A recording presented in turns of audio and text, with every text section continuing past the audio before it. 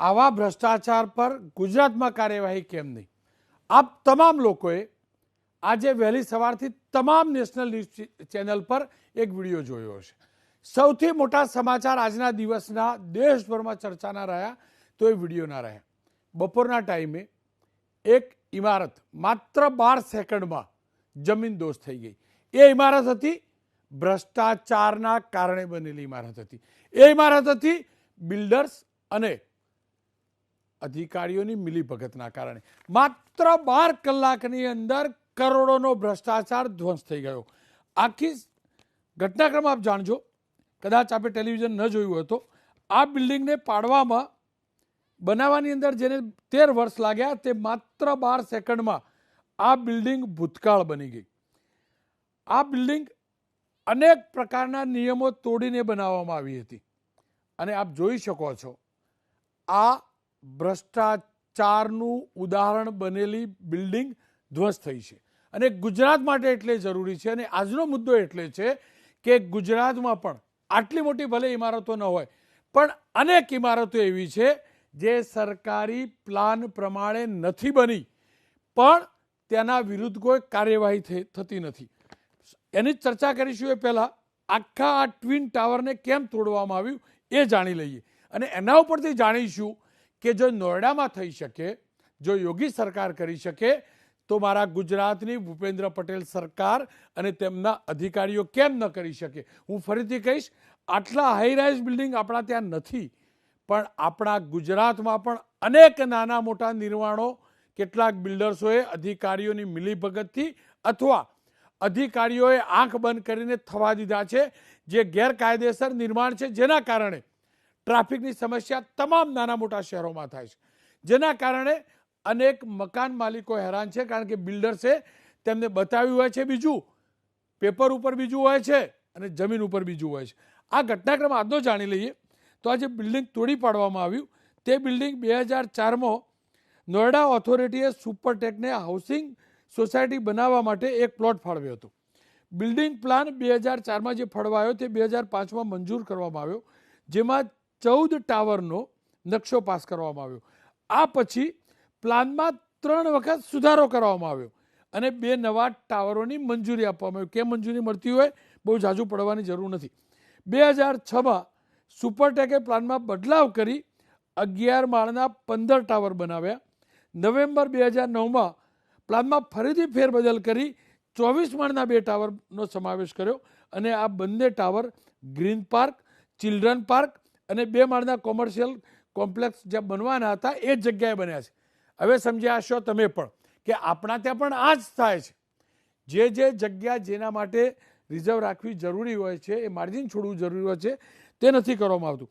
આ જ મુદ્દે 2012માં 24 માળ વધારી 40 માળ કરવામાં. જુઓ, પહેલાં 24 માળ બનાવ્યા, પછી 40 માળનું ટાવર બન્યું. આપ વિચાર કરો, આટલું મોટું ટાવર બનતું હોય અને કોઈ અધિકારીના ધ્યાનમાં ના આવ્યું તો શક્ય ન હોઈ શકે. થયું એવું કે ટાવરની બાજુમાં આવેલી અમરેલ ગોલ્ડ સોસાયટી રેસિડેન્ટ વેલફેર એસોસિએશનના પ્રમુખે ટ્વિન ટાવરનો આ મામલો કોર્ટમાં લઈ ગયા. 2012માં ગેરકાયદેસર બાંધકામ વિરુદ્ધ અલ્હાબાદ હાઈકોર્ટમાં અરજી કરી.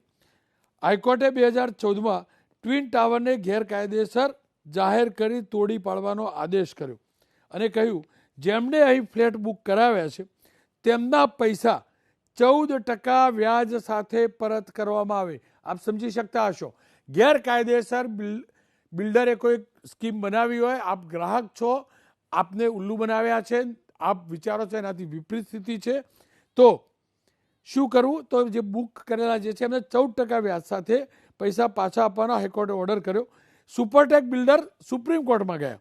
સુપ્રીમ કોર્ટે અલ્હાબાદ હાઈકોર્ટના નિર્ણયને માન્ય રાખ્યો અને 31 ઓગસ્ટ 2021ના રોજ આદેશ આપ્યો કે ટાવરને 3 મહિનામાં એટલે કે નવેમ્બર 2021 સુધીમાં તોડી પાડવામાં આવે. નોઈડા ઓથોરિટીએ કોર્ટમાં કહ્યું આ કામ 22 મે 2022 સુધીમાં પૂરું થશે અને અંતે તે કામ આજે ધડાકાભેર 12 સેકન્ડમાં પૂરું થયું છે. ગેરકાયદેસર નિર્માણ, ભ્રષ્ટાચારના આધાર ઉપર બનેલું નિર્માણ તૂટ્યું છે અને આજે મીડિયાએ એટલે ટેલિકાસ્ટ કર્યું છે, એટલા માટે નહીં કે આ રોચક દ્રશ્યો હતા, એટલા માટે કે આ ભ્રષ્ટાચાર સામેની કોઈએ ઉપાડેલી મુહિમનું પરિણામ હતું. અને આ દ્રશ્યોથી પ્રેરણા મળશે જે લોકો આવા ભ્રષ્ટાચાર સામે ચૂપ રહે છે કે મોટા બિલ્ડર સામે કોર્ટમાં ન જવાય, મોટા બિલ્ડર સામે અરજી ના કરાય. ના, જ્યાં જ્યાં ખોટું થતું હોય ત્યાં કરવું જોઈએ. હું ફરીથી કહીશ, ગુજરાતમાં આટલા મોટા બિલ્ડિંગ નથી બન્યા, પરંતુ ગુજરાતમાં અનેક શહેરોમાં ગેરકાયદેસર નિર્માણો થયેલા છે. અને એટલે જ મેં પૂર્વ કોર્પોરેશન મહાનગરપાલિકાના કમિશનર રહી ચૂકેલા HS પટેલ સાહેબ સાથે વાત કરી છે અને જાણવાનો પ્રયાસ કર્યો છે કે ગુજરાતની સ્થિતિ છે શું. HS પટેલ સાહેબ, નમસ્કાર, આપનું સ્વાગત છે. આ નોઈડાની અંદર ગેરકાયદેસર બનેલી આખી ઇમારત ટ્વિન ટાવર તોડી પડાયું. મારે એ જાણવું અને સમજવું છે, આ પ્રકારે ગેરકાયદેસર નિર્માણો થવાની આપણા ગુજરાતમાં કેટલી મોટી સમસ્યા, કેટલું પ્રમાણ? ગુજરાતમાં રોનકભાઈ આટલા સ્કેલનું અનધિકૃત નથી હોતું. આ નોઈડાવાળો જે કેસ જે છે એ તો એનો આખી જે ટોટલ લેન્ડ એરિયા, એનો માર્જિન, એનો બિલ્ડિંગ રેગ્યુલેશન એન્ડ કંટ્રોલ, એના બહાર જઈને આ લોકોએ વધારાના ટાવર ઊભા કરી દીધા. હવે આ ટાવર ઊભા કર્યા પણ સમજાતું નથી કે એ જે ત્યાંની ડેવલપમેન્ટ ઓથોરિટીના અધિકારીઓ કે એનું પ્લિન ચેક આપવાનું હોય, એના પછી ઇવન ફાયર એનઓસી આપવાની, એનું ઓક્યુપન્સી સર્ટિફિકેટ આપવાનું, એનું ડ્રેનેજ કનેક્શન આપવાનું, એનું વોટર સપ્લાય કનેક્શન આપવાનું હોય, આ બધી બાબતો કોઈ કારણસર ઇગ્નોર કરી હશે. બાકી આવું શક્ય ના બને. ગુજરાતના પરિપ્રેક્ષ્યમાં જો જોઈએ તો આપણે ત્યાં કદાચ કોઈક માર્જિનમાં કોઈ કવર્ડ કર્યું હોય કે કોઈક પાર્કિંગમાં કોઈ કવર્ડ કર્યું હોય કે એવું બને, પણ આખાના આખા જે ટાવર ઊભા થઈ જાય કે આખાના આખા બિલ્ડિંગો ઊભા થઈ જાય એવી સ્થિતિ નથી, આપણે ત્યાં નથી. એટલે હદ સુધી નથી એવું હું જણાવું. કેમ કે મારા અનુભવને આધારે આપણે ત્યાં જે બિનઅધિકૃતની બાબતો જે છે કેવું છે, રેસિડેન્શિયલ ટુ કોમર્શિયલ કરી નાખ્યું હોય, પછી પહેલાં પાર્કિંગ બતાવી દીધું હોય ને પાર્કિંગને કવર કરી દીધું હોય, થોડોક વધારાના માર્જિનમાં કંઈક બાંધકામ કર્યું હોય, પણ આખી બાબતો આખા ટાવર જે આખા ઇરેક્ટ થઈ ગયા હોય, ટાવર આ રીતે થઈ ગયા હોય, એવી સ્થિતિની ગુજરાતના પરિપ્રેક્ષ્યમાં નથી. પટેલ સાહેબ, આપે કહ્યું કે નાના મોટા પ્રમાણમાં ગુજરાતમાં પણ આ પ્રકારની સમસ્યા હોય છે અને છે. મને એ સમજાવો પટેલ સાહેબ, આપ શું માનો છો, અધિકારીઓના ધ્યાન બહાર આ પ્રકારના નિર્માણ થતા હશે આપણા ત્યાં પણ? આપ એમ માનો છો કે અધિકારીઓના ધ્યાનમાં સર ના આવતું હોય? બીજું, પાર્કિંગ રાખ્યા સિવાય આખું નિર્માણ થઈ જાય અને બીજું પરમિશન પણ મળી જાય, એનો મતલબ પટેલ સાહેબ ક્યાંક તો અધિકારી સામેલ હશે ને આ પ્રકારના ગેરકાનૂની નિર્માણની અંદર? રોનકભાઈ, કોઈ દિવસ અધિકારીઓના મેળા પીપણા સિવાય આ બાબત શક્ય જ નથી. એવું પણ હોઈ શકે એમાં એ જ લોકો ઉપર કોઈક રાજકીય પ્રેશર પણ હોય, બીજા જાતનું પણ હોય, એવું હોઈ શકે. પણ અધિકારીઓએ જે આ બાબતો જે ચલાવી છે મેળા પીપણાવાળી, એ સિવાય આ વસ્તુ શક્ય જ નથી. પ્રશાસનની નેગ્લિજન્સ કહેવાય જ. અને હું તો ત્યાં સુધી કહું છું, એ ટાવર એકલા પાડવાથી કંઈ પતતું નથી. હું તો એવું માનું કે જે અધિકારીઓ હોય એની સામે ક્રિમિનલ નેગ્લિજન્સ અને બાકીની બધી જ બાબતોની એક્શન લેવાવા જોઈએ, ડિટરન્ટ એક્શન લેવાવા જોઈએ, તો જ આવા દાખલા બને નહીં. પટેલ સાહેબ, નિયમોને નજરઅંદાજ કરી જે પ્રકારે આડેધડ નિર્માણો થાય છે, આપ શું માનો છો? આ પ્રકારે ગેરકાયદેસર અથવા નિયમ પ્રમાણે મંજૂરી જે હોવી જોઈએ એ ન લીધી હોય, અથવા લીધી હોય તો છટકબારીનો કોઈ ઉપયોગ કે દુરુપયોગ કર્યો હોય અને નિર્માણ કર્યું હોય, આના કારણે આપણા શહેરોના ટાઉન પ્લાનિંગને કેટલી મોટી સમસ્યા થાય છે? શહેરોની ટ્રાફિકથી લઈ અલગ અલગ પ્રકારની સમસ્યાઓ ઉદ્ભવવા પાછળ આ કેટલું મોટું પરિબળ? ટાઉન પ્લાનિંગ સ્કીમમાં અથવા તો ટાઉન પ્લાનિંગમાં બેઝિકલી તો ડેવલપમેન્ટ એન્ડ કંટ્રોલ રેગ્યુલેશન હેઠળ બિલ્ડિંગ પરમિશનની બાબતો અગત્યની છે. ઘણીવાર શું થાય છે રોનકભાઈ, જે હું કહું છું એ ઘણીવાર શું બને કે જ્યારે PC કે OC લેવાનું હોય ત્યારે એ નિયમ પ્રમાણે કરે. પછી એ નિયમ પ્રમાણે ઓસી લઈ લીધા પછી, આ હું ગુજરાતના કોન્ટેક્સની વાત કરું છું, એ ત્યાર પછી એ બધી જે વસ્તુઓનું આચરણ કરે છે. ખરેખર તો મ્યુનિસિપલ કોર્પોરેશને કે મ્યુનિસિપાલિટીએ ત્યાર પછીનું પણ એન્શ્યોર કરવું જોઈએ કે વધારાનું થયું નથી. તો ઘણીવાર એવું બને છે કે આ ઇમ્પેક્ટ ફી જેવા માધ્યમોથી પાછું રેગ્યુલરાઇઝ કરી દેવામાં આવે. એટલે લોકોમાં કાયદાનો જે ડર હોવો જોઈએ એ ડર તો નથી ઘણી રીતે. માનો કે સીજી રોડ ઉપરના કોમર્શિયલ આપણે પાર્કિંગના હિસાબે રેગ્યુલરાઇઝ કર્યા, ચાલો માનો કે કર્યા, પણ એની સામે જે પાર્કિંગ ફેસિલિટી ઉપલબ્ધ કરવી જોઈતી હતી એ ન થઈ. એટલે એક ઇમ્પેક્ટના કારણે એક એવી આડઅસર છે, હું માનું છું ત્યાં સુધી, કે લોકોમાં જે કાયદાના શાસનનું જે ડર હોવો જોઈએ એ પ્રમાણમાં ઓછો હોય છે. પટેલ સાહેબ, નિર્માણ એટલે કે બાંધકામ નિયમોથી વિપરીત કર્યું હોય અથવા જે મંજૂરી હોય એનાથી વિપરીત કર્યું હોય અને પછી ઇમ્પેક્ટ ફી લાવી, એટલે ઇમ્પેક્ટ ફીનો કાનૂન આવે ત્યારે તેને રેગ્યુલરાઇઝ કરી દેવામાં આવે. આપ શું માનો છો? જેમને ખોટું નિર્માણ કર્યું છે એ દંડ ભરી કાઢે એટલે એમનું નિર્માણ રેગ્યુલરાઇઝ, એનો મતલબ તો એ થયો કે જે નિયમ બન્યો તો સારા ટાઉન પ્લાનિંગ માટે એનો સત્યાનાશ પાડનાર વ્યક્તિ પેનલ્ટી ભરી કાઢે એટલે એનું નિર્માણ રેગ્યુલરાઇઝ જો સરકાર કરી આપતી હોય તો પછી આને સરકારી ધોરણે ઓફિશિયલ વેથી કરપ્શન ન કહી શકાય? આ ઇરેગ્યુલારિટી નથી આ મોટી? એટલે એવું તો કહી શકાય કે એને કવર અપ કહેવાય. તમે કરપ્શન કહો છો, હું કવર અપ કહું છું. એ કવર અપ બાબતો છે.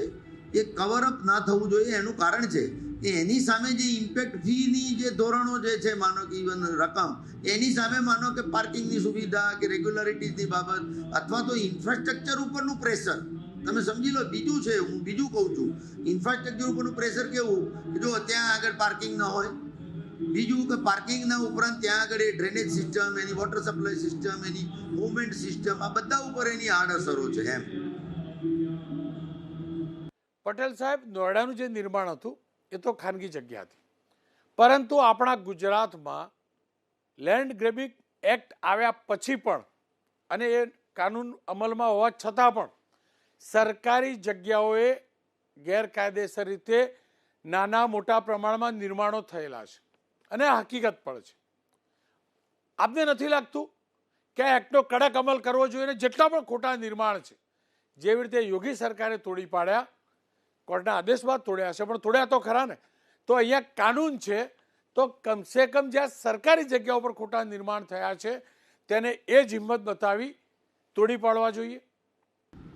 બધું જ શક્ય છે, બધું જ શક્ય છે. એ અનઓથોરાઇઝને દૂર કરાય. અને હું તો ત્યાં સુધી કહું છું, અત્યારે તો લેન્ડ ગ્રેબિંગ એક્ટ આવ્યો છે. લેન્ડ ગ્રેબિંગ એક્ટની ઇમ્પેક્ટ ક્યાં દેખાય છે આપણને? એ સરકારી, ગૌચર, મ્યુનિસિપાલિટી લેન્ડ, ઇવન ટ્રસ્ટની જમીનોનો પણ એમાં તો સમાવેશ થાય છે.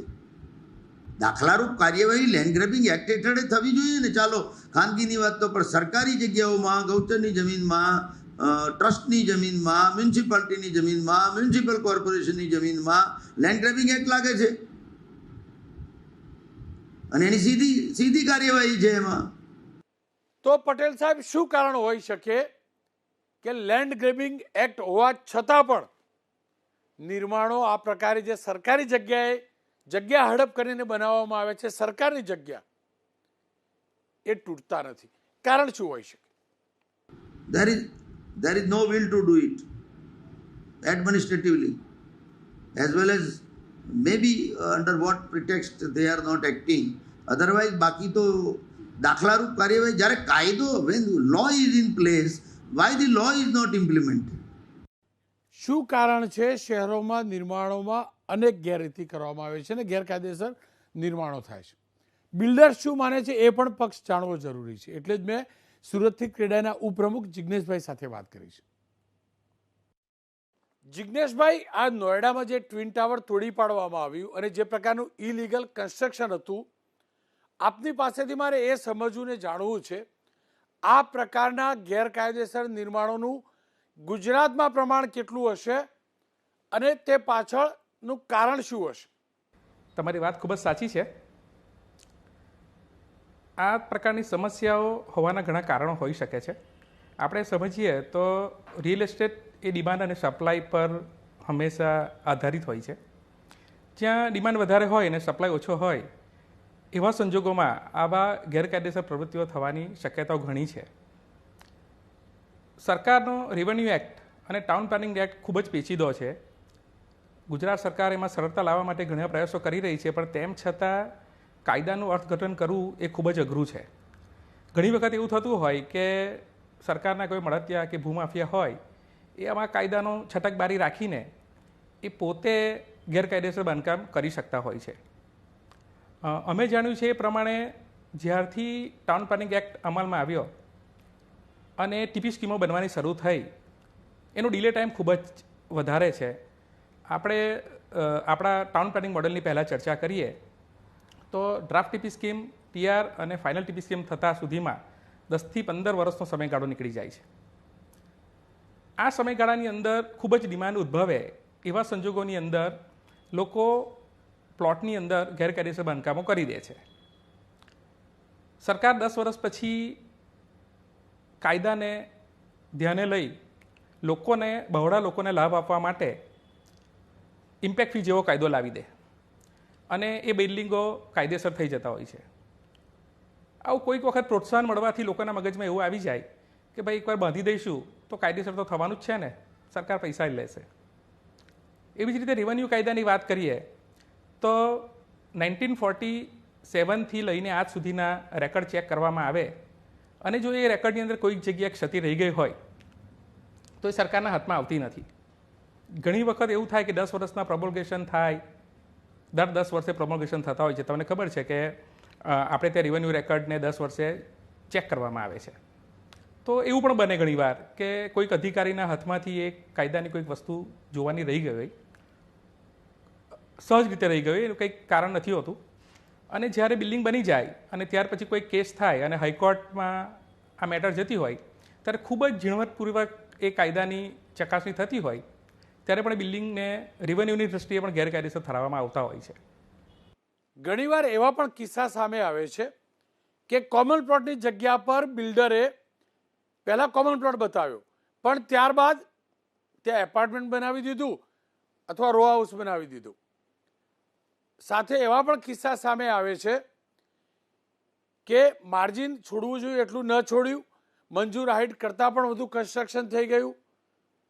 આપનો અનુભવ શું કહે છે? શું આ પ્રકારે ગેરકાયદેસર નિર્માણ થતા હોય અથવા તો નિર્માણ માટેની ગેરકાયદેસરની પદ્ધતિ જે અપનાવાતી હોય તે જે તે મોનિટરિંગ ઓથોરિટી હશે, જે તે અધિકારીઓ હશે તેમના ધ્યાનમાં નહીં આવતું હોય?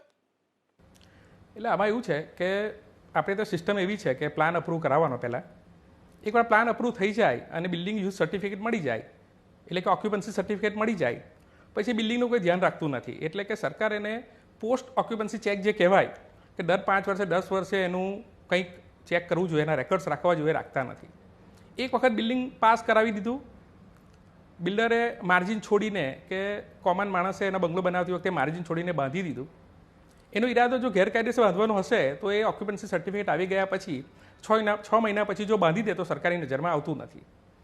એટલે આપણે ત્યાં પોસ્ટ ઓક્યુપન્સી ચેક કોઈ પણ બિલ્ડિંગના નથી. જેમ સ્ટ્રક્ચરલ ચેક આપણે કરાવીએ છીએ 5 વર્ષે, એમ રેરાના કાયદામાં એવું એડ કરવું જોઈએ કે આ ટાઉન પ્લાનિંગની દ્રષ્ટિએ પણ ચેક થવું જોઈએ અને કદી આવી મિલકતોને ઇમ્પેક્ટ ફી કે કોઈ પણ કાયદોમાં રેગ્યુલર નહીં કરી શકાતી હોવી જોઈએ. સરકારના 2 વર્ષના ઇમ્પેક્ટ ફીના કાયદા આવવાને કારણે એ વસ્તુ સ્પષ્ટ છે લોકોને મગજમાં કે આજે ગેરકાયદેસર બાંધશું તો 10 વર્ષ પછી તો રેગ્યુલર થશે જ ને. બહુ સ્પષ્ટ વાતો છે કે જ્યાં સુધી એક હાથે તાળી વાગતી નથી. સરકાર સ્ટ્રિક્ટ થઈ જશે તો ગેરકાયદેસર બાંધકામો નહીં થાય. અને ખાસ મહત્ત્વની બાબત એ છે કે હવે તો રેરા આવી ગયું છે. અમે સુરતના જ બિલ્ડરો રેરા આવવા પહેલાં પણ 20 વર્ષથી કોઈ ગેરકાયદેસર બાંધકામ કરતા નથી.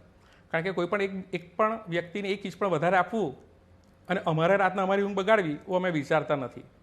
રેરા આવ્યા પછી લગભગ 100% બિલ્ડિંગો કાયદેસર જ બને છે. પણ તેમ છતાં પોસ્ટ ઓક્યુપન્સી ગેરકાયદેસર થવાના ચાન્સીસ હજુ પણ છે. બીજું આવ્યા ગયા પછી કોઈ પણ જાતનો ચેક થતો નથી. દર 6 મહિને, વર્ષે, 5 વર્ષે સરકારે એ બિલ્ડરને કે એ રહેતા લોકોને એક લેટર આપવો જોઈએ કે ભાઈ તમે આ બિલ્ડિંગનું અમને નવું ચેક કરીને એક આર્કિટેક્ટ પાસે સિક્કા મરાવેલી કોપી આપો કે આ બિલ્ડિંગ જે રીતે મંજૂર છે એ જ છે આજે. તો આવું થોડી નાની નાની વાતોથી કદાચ આ પ્રવૃત્તિ અટકી શકાય. જિજ્ઞેશભાઈ, શહેરી વિસ્તારોમાં જે પણ ગેરકાયદેસર રીતે નિર્માણ થતા હશે અથવા થવા દેવામાં આવતા હશે, આ સમગ્ર ઘટનાક્રમમાં અધિકારીઓની ભૂમિકા કેવી હોય છે અને કેટલા જવાબદાર હોય છે અધિકારીઓ? મારી દ્રષ્ટિએ જ્યારે કાયદામાં છટકબારી હોય ને ત્યારે એકલા અધિકારીઓ પણ આપણે કોઈપણ જાતની એકલા એક જ પક્ષે આપણે એમની વાતો નહીં કરી શકાય. ભ્રષ્ટાચારની શરૂઆત કાયદા છે. કાયદાનું અર્થઘટન એટલા બધા અલગ અલગ રીતે કરી શકાય છે કે કોઈ અધિકારી ખોટો નથી હોતો. અધિકારી હંમેશા એના કાયદાના દાયરામાં અને એની નોકરી બચાવવાના પ્રયાસમાં એ કાયદાનું અર્થઘટન જ અલગ રીતે કરીને લાભ આપતો હોય છે. બાકી કોઈ પણ રીતે લાભ મળી શકે એમ નથી.